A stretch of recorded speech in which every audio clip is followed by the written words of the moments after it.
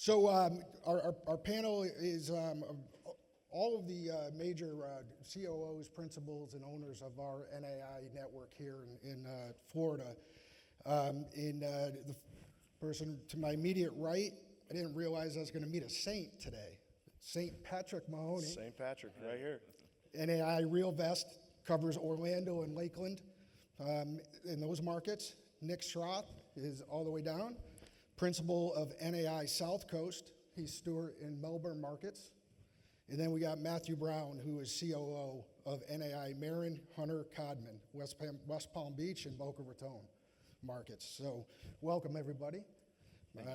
Thank you. To get started, why don't we just get a quick snapshot from each one of you about your local markets? What's going on? What's good? What's bad? Where do you see the market ending in 2025? So I'll go first.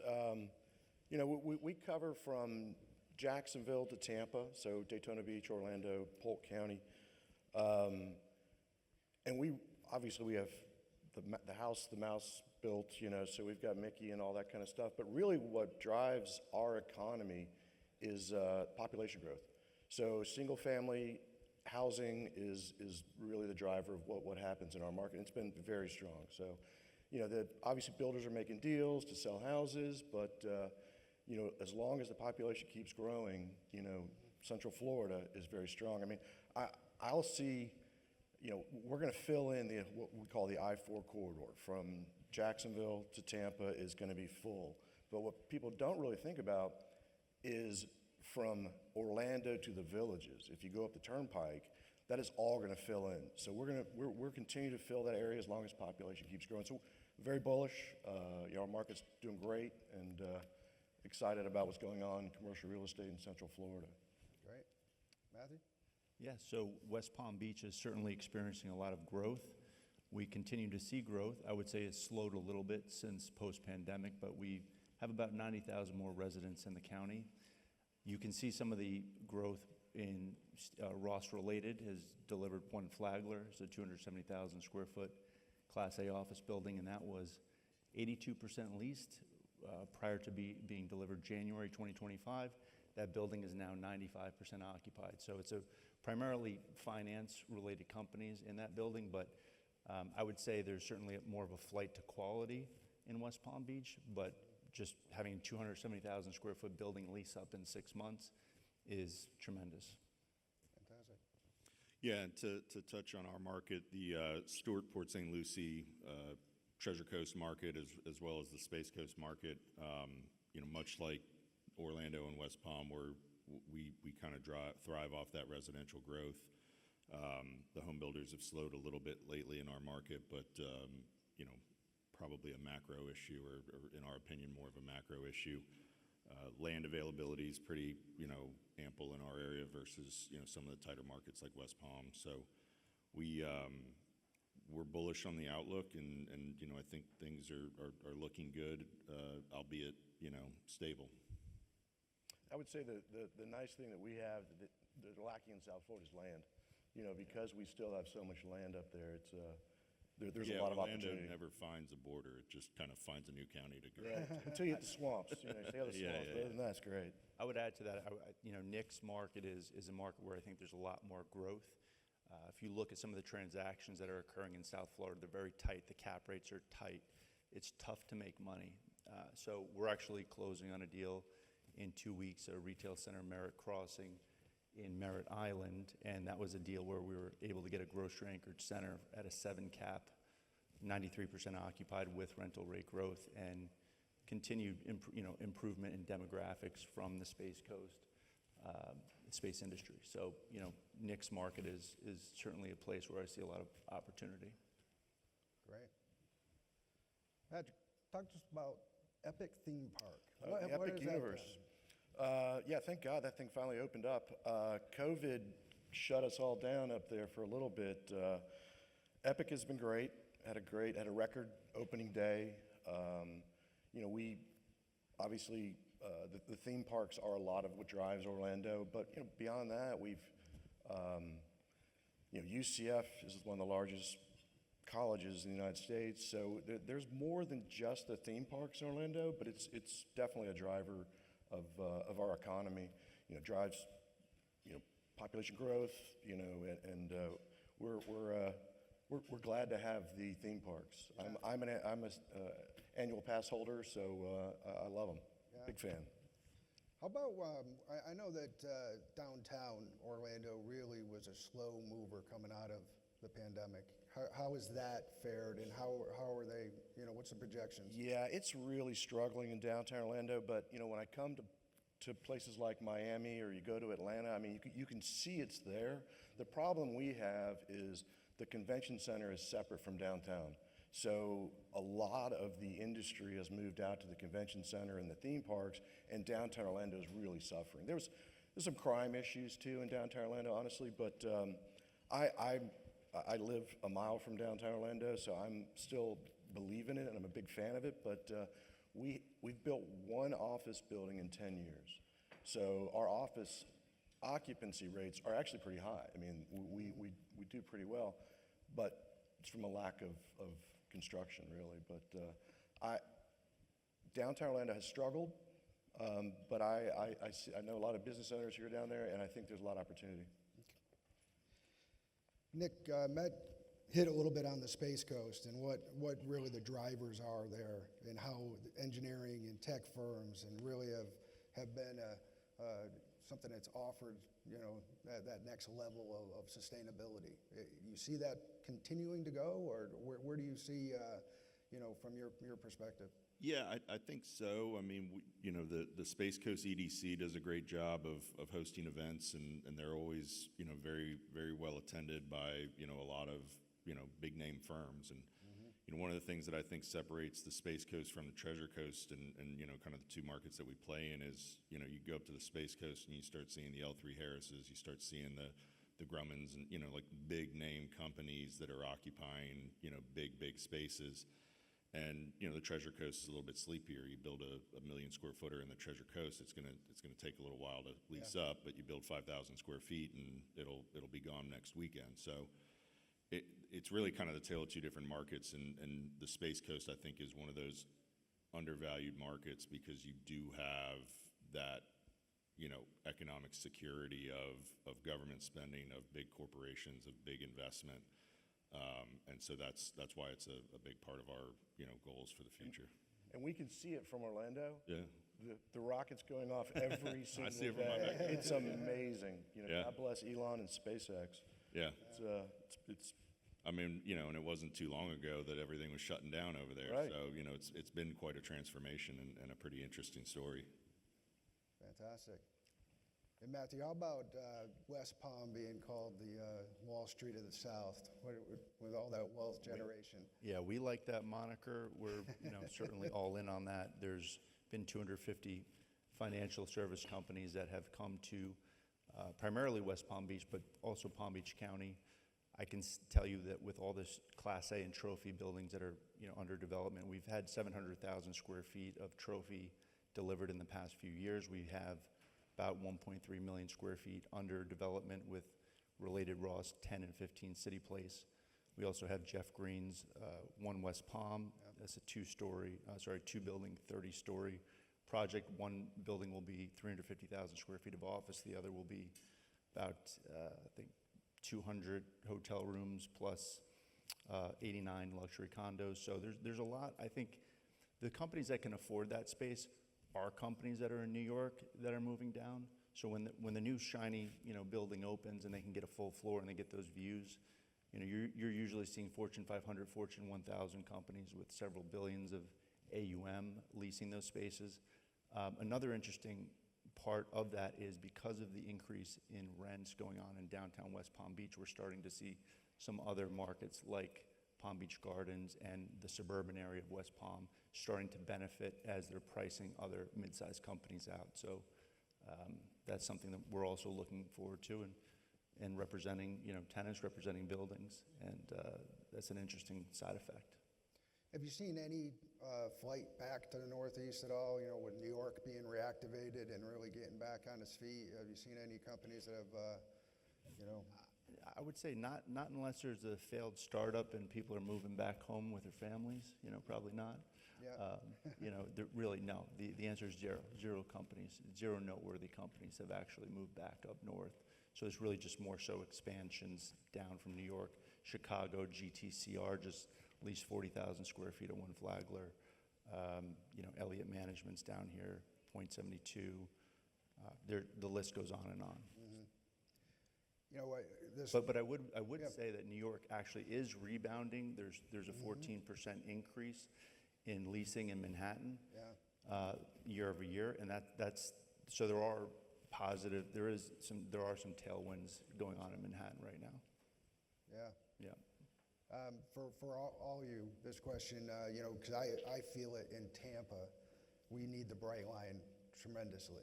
How has it been for you all with the opening of the Bright Line and the lines going from Orlando all the way to Miami?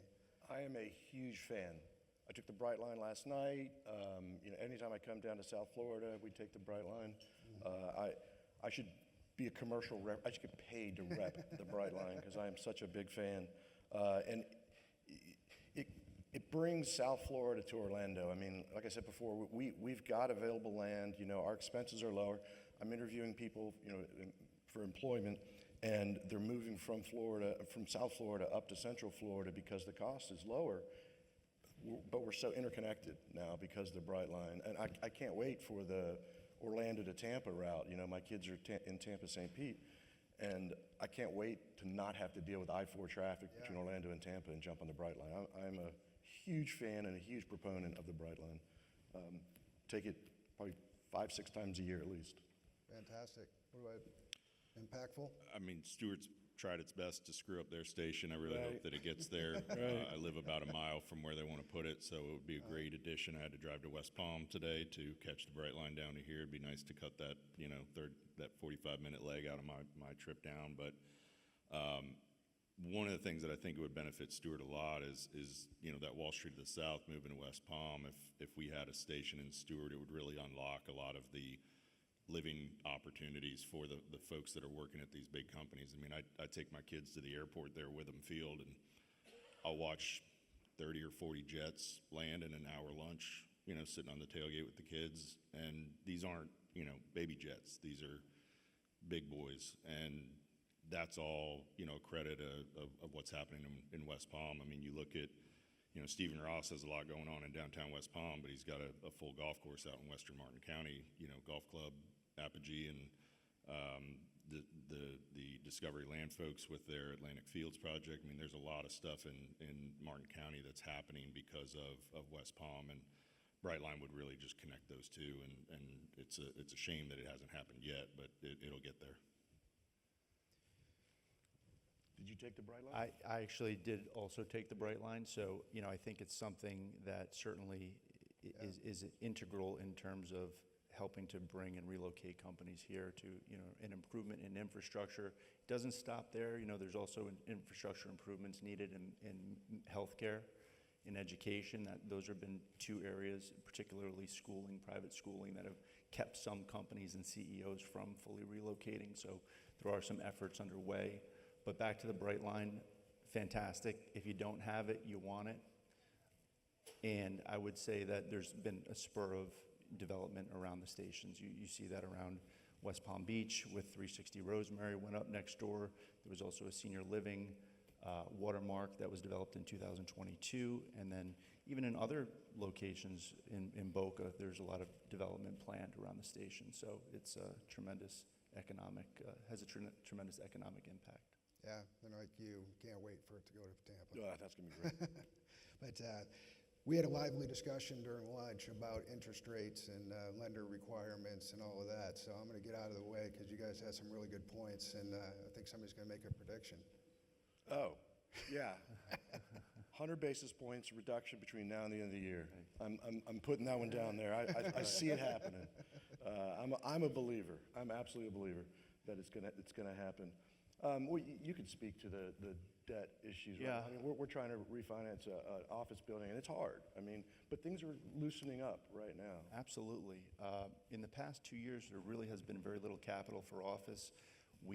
Our last office loan was a $27 million loan in I think it was like February of 2023. It's been pretty dry since then. Up until I'd say the last quarter, the CMBS market has really started to pick up. We're currently working on a $43 million refinance of Oakbrook Center in Palm Beach Gardens with Deutsche Bank. It's going to be their first office-only CMBS pool. Rialto's the BP Spire, and if all goes well, they plan to roll out more of these. So that's fantastic for office investors looking to access non-recourse financing that are assets, a little bit on the larger side. I think if you're looking at something that's $10 million, banks will look at it. They'll try to get the recourse still. But you can get non-recourse for 10 million. I want you to introduce me to that. We've gone down the path a few times, but the good news is there is capital returning for office, and we've been holding our breath a long time for it. There's plenty of capital for retail, industrial, multifamily, but I was going to ask you, because you guys are did you just buy a retail property? Yes. And how did y'all finance that? we're doing that with a bank, and that is going to be a SOFR swap. So it's basically a 5-year floating rate deal. We're swapping the rate, and then we're paying, I think, like 248 basis points. So it's going to be about a 6.1% interest rate on the retail. And on the office, we're looking at about a 6.8% rate. So you can see the spread there. How about with your developer friends? Has it changed their strategies or their outlook on opportunities in your markets from a cost of cash? I think Yeah, I mean, there's developers- a lot more. There's obviously requires a lot more equity. We're having to put 40% down. We're having to raise a lot more equity for any of our deals, for sure. It slowed it, but I mean, there's a lot of cash deals are happening. I mean, I would say. Yeah, the developer, I mean, the pain to the developers is having to come up with more equity. I mean, Right. If you're doing a development deal and your interest rate goes from 5 to 7, or I mean, you can generally manage that. The strong interest from tenants and rising rents. I mean, there's kind of been a tide that has lifted a lot of the ships too. But that additional equity is really what most people are out there they're crying about. It feels like with the banks, and we deal with a lot more, owner-user kind of refinance, purchase for owner-user type stuff, and it feels like the local banks are a lot more aggressive, probably a deregulating of the banking world, starting to work into that equation a little bit. But you're seeing it loosen up a little bit. I mean. Yeah, I mean, your really neighborhood, less months. your industrial user who needs to buy a 10,000 square foot warehouse for $2 million has a lot of options these days. Right. Where do you see in each one of your markets the strongest tenant demand? What type of product are you really seeing your lease-up efforts taking off? Industrial still as strong as ever, where office people are at, where rates are going? What are you seeing in your markets? We're leasing up a few retail centers in Tradition, and I mean, it's just beating people off with a stick. I mean, I have one particular developer that's very slow to respond to LOIs, and I was just hounding them. You got to get back to these people, and here comes a 6,000 square foot credit tenant that's going to take all of the space I had 3 or 4 people, or 2 or 3 people clawing over. So it just seems like the retail demand is huge, and the rents are huge. I mean, we're talking $40-$50 net, on some of these newer centers, and it blows my mind because I built a shopping center down the road that we leased up at $25 a square foot net, right before COVID. So glad to see it. Hope it stays. Yeah. Yeah, I would say retail is probably the strongest. It has the lowest vacancy rate in Palm Beach County of 4%. We did recently see a transaction. I don't know if you know Tanger Outlets. Right next to it was also developed at the same time. It is a Whole Foods anchored center, kind of a power or lifestyle center that just recently traded 300,000 square feet for a 3.8% cap rate, which is crazy. We actually bid on it, but too rich for our blood, and God bless them and good luck. There really wasn't a lot of upside in those deals, but there is money chasing retail. I think on the leasing side, there's very little availability. So if you're talking about straight like square footage leasing, it's not going to be in retail just because there's not a lot of availability. Industrial's starting to soften a little bit. We did see vacancy hit 7%, which is higher than you're usually used to seeing. We did see a 1% decrease in asking rents over last quarter. In office has the highest level of vacancy. I'd say it's anywhere between 10 to 15%, depending on the submarket. But the rent growth has been very strong, and some of that's because of the new trophy product coming on that's weighting the average up.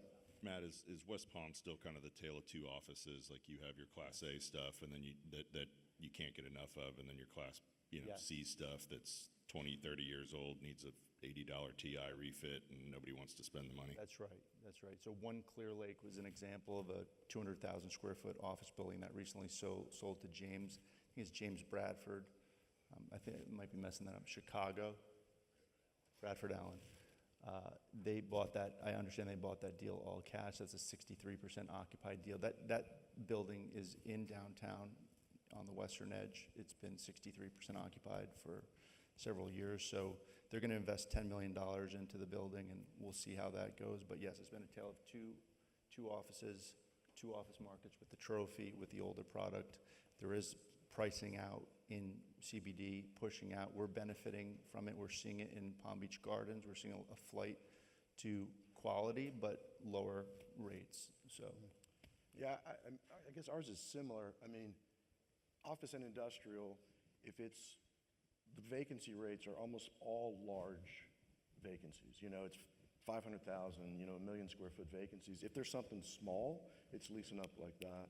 I mean, that's industrial. On the office side, all of our vacancy is in 20 and 40,000 square foot. It's these old buildings with giant floor plates, and people don't want it anymore. So if it's 10,000 square feet or less, we're leasing them up like crazy. But you got these big floor plates that, how are you going to chop it up? You're going to wind up with a bowling alley. You got a bowling alley and 2 windows on the end. So there's a lot of office that really just needs to be knocked down and started over because no one wants those big giant floor plates anymore. So all our vacancy is in large units in industrial and office. If we're trying to place somebody small, we can't find space. So it means it's a great opportunity to develop. So we're looking at some small bay warehouse opportunities. Finally, rents and construction costs have kind of met each other, and I think it's a great opportunity right now for small bay and shallow bay, as a matter of fact. So if y'all want to invest in small bay or shallow bay, let me know, because we've got a couple coming out of the ground, so let me know. nice. I know that in Tampa, we've been very, very fortunate with the CBD and West Shore being extremely strong. I mean, you're an owner in West Shore, Matt, and just have been absolutely very, very strong markets for us through the pandemic and on, right? But our suburban office markets are really starting to really soften. Seeing the same thing across your markets? Well, like I say, yeah, our suburban office, again, if it's a small floor plate, we're leasing them up. The office building next to us is sitting on 20,000 square feet, and there's not a user for that. So, yeah, I think suburban or CBD, it just really depends on the type of product that's out there. All right. Yeah, I think it depends on the submarket too. When we talk about Palm Beach Gardens, that only has 1 million, 2 million square feet. You talk about Boca, that's 28 million square feet. West Palm is 12. So it's also, what is the denominator we're talking about? We are seeing a lot of large tenants that generally will downsize or vacate. There is a proclivity towards smaller spaces. I mean, after all, the largest employer of people are U.S. small businesses. We sometimes forget that. So there's a tremendous demand for 1,700 square feet to, let's call it 3,000 square feet move-in ready spaces. And we do implement those in some of our buildings, as do some of our clients. But you can't do your whole building like that because it could cost you $85 a foot, and they're going to lease it for 3 to 5 years. And you will have less TI when that rolls, but some people have a 5-year hold period, and you just can't spend $85, $100 a foot across every single square foot of your building. So it needs to be part of your strategy, but you still need some big tenants here and there. Yeah. Yeah, and our market is a suburban market, and I would say like the office market in Stewart, you know, and even Port St. Lucie to an extent is kind of surprising. I mean, the vacancy is not high, the rates have been climbing. It's really the tale of two markets. Either you have an old building and the space is old and it's tired and it needs money, and your 1,700 to 3,000 square foot tenant doesn't want a project. Your landlord doesn't want to go take out a loan to do the renovation. That property's stuck, but it still gets picked up by CoStar, you know, and so you have newer, nicer space. I mean, it's in high demand. We have a lot of tenants that we can't place because they're 10,000 square feet, and you can't get that put together. So you know, I think there's very nuanced details to those markets, and there's probably opportunity in office without a whole lot of money chasing it. You just got to be careful because there's a lot of cost to it. It's the most expensive real estate to build, and it leases for the cheapest. Right, So right. you know, that's not a great math equation. A lot of work. You know, we have really had some great multi-family mixed-use development like Water Street in downtown Tampa, and we have a real exciting project of Gasworks coming out right next to it that's going to join Ybor City to the city of Tampa. Is there any big projects like that you have in your markets that are going to really spur activity? I mean, we've got a continuation of a lot of suburban residential, you know, development, and what we're finding is interesting with those is, you know, if it's 400 or 500 acres or 1,000 acres that someone's developing, there's usually a nice corner, you know, 5 or 6 acres, 10 acres of commercial, and those are really where we're seeing a ton of demand, and it's viable demand. Your service retail is needed in those areas to service those new communities, and so that's been kind of an interesting path for us to follow. Not anything special, no Mickey Mouse, just, you know, good old, you know, Florida growth. Yeah. Yeah, I mean, O-Town is starting to be developed out, you know, near Disney. Obviously, we had Margaritaville. There's some large mixed-use development going on in Central Florida that are spurring a lot of growth. Unfortunately, I'm not an HVAC contractor. I wish I was, because there's a lot of subcontractors who make a lot of money there, but the land's already been sold. But yeah, there's some large projects coming in Central Florida. Well, I would think that, you know, from the sounds of it, you're just like I am. It's very optimistic. You know, we were talking about before going up 75 is going to become the next high 4, all the way down to Naples. I mean, that whole corridor is just going to be filled in and expanded upon, right? Yeah. So I think we're all. Everybody from South Florida, feel free to move up to Florida. It's cheaper. We want you there, and we look forward to you coming up there. We'd love for you all to be here. Is there any questions in the crowd from owners or developers or anybody that we didn't cover in our discussion? And we were right on time. That's right. All right, then. Thank you. Appreciate it, guys.